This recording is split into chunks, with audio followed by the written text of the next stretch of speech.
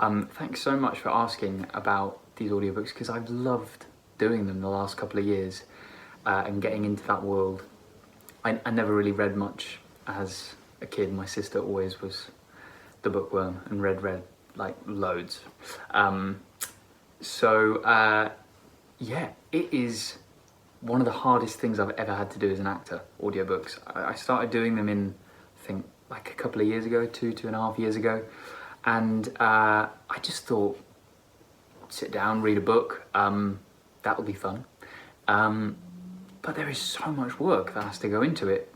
Obviously you have to read the book before you sit down and read it, so you know what happens at the end.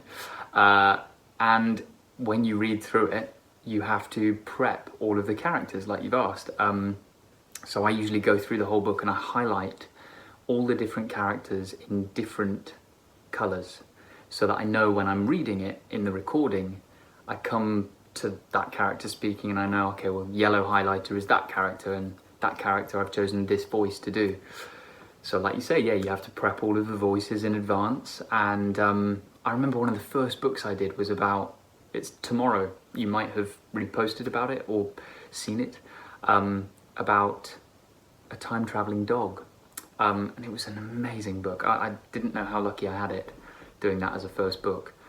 But the dog, Tomorrow, meets so many characters going through all of the different European countries. And so there was like Italian dogs in there, French dogs, Spanish dogs, all the human characters, and it was a lot of work and testing on my accents, which are far from perfect. But yeah, you just go through and you prep and you decide what each character is, and it's quite hard because when you go in and record an audiobook, they expect you to sort of read without making any mistakes. You know, so you go in at 10 a.m. and they click record and you just read. You sit in the booth and you go, and they stop at lunch, give you an hour break, and then you carry on and you go till 5 or 6, and it's quite intense.